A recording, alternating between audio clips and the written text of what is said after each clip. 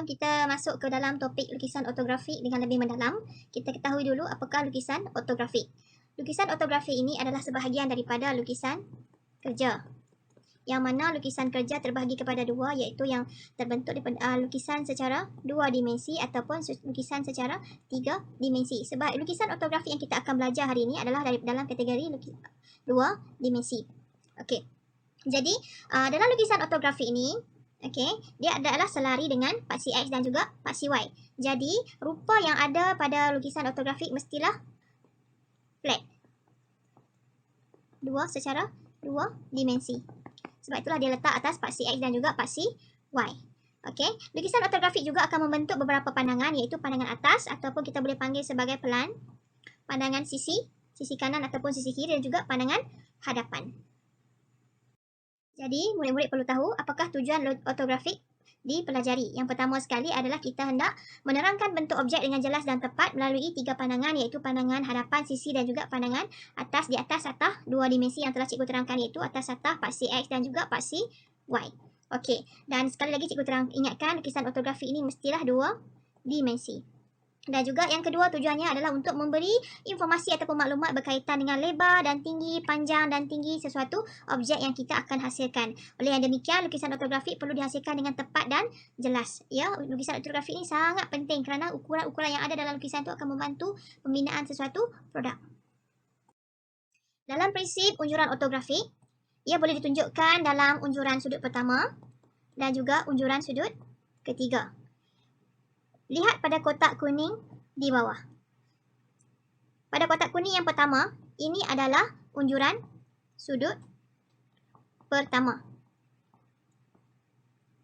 Pada kotak yang kedua pula adalah unjuran sudut ketiga.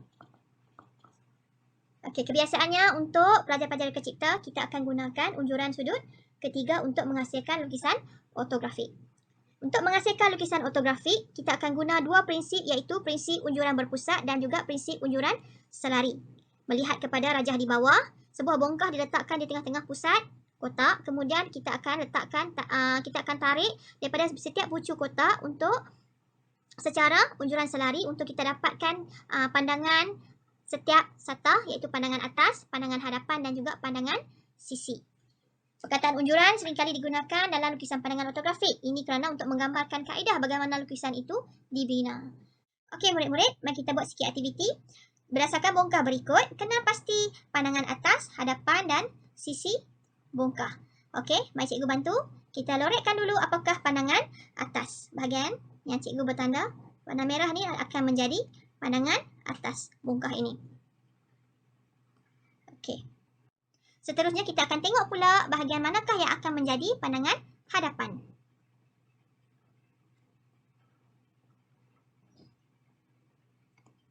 Okey. Dan akhir sekali, kita akan lorekkan pula bahagian yang menjadi pandangan sisi.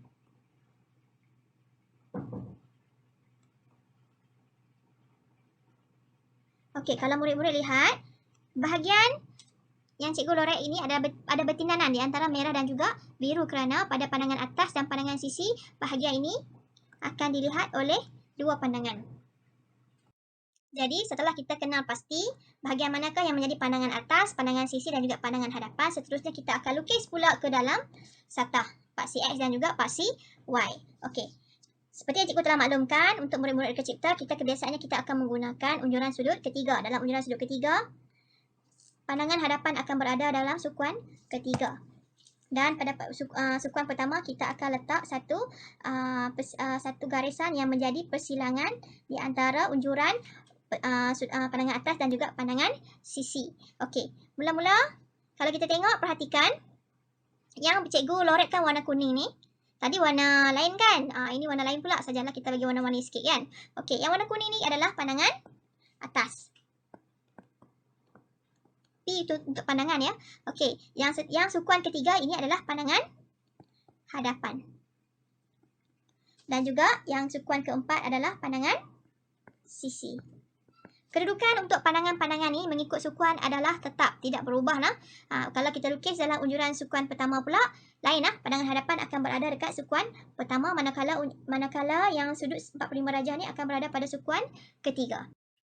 Okey, seterusnya untuk bongkah yang kedua, masih juga arahan yang sama iaitu mengenal pasti apakah bahagian yang menjadi pandangan atas, pandangan hadapan dan juga pandangan sisi. Macam biasa, cikgu akan lorekkan bersama-sama dengan murid-murid. Okey, untuk bahagian pandangan atas, cikgu lorekkan warna hijau. Okey, kalau tengok, kita buat cepat-cepat sikit. Okey, untuk pandangan hadapan, cikgu akan lorekkan warna merah. Dan juga sedikit bahagian kat sini. Dan akhir sekali untuk pandangan sisi, cikgu akan lorekkan warna kuning. Untuk bahagian ni pun dia akan nampak dua nah.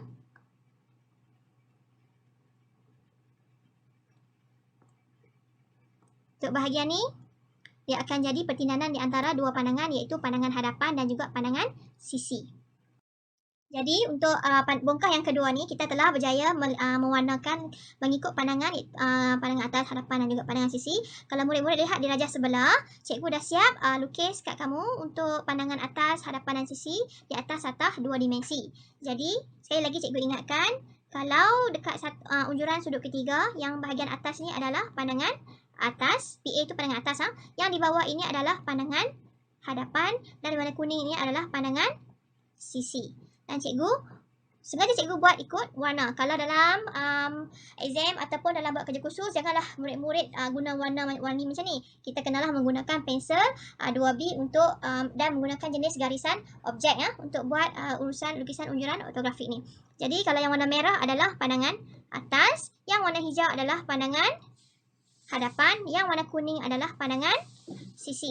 Sekali satu lagi cikgu nak maklumkan bahagian yang sini juga adalah dia ada bertindan di antara dua pandangan iaitu pandangan hadapan dan juga pandangan sisi.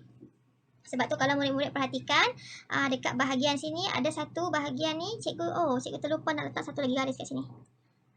Okey.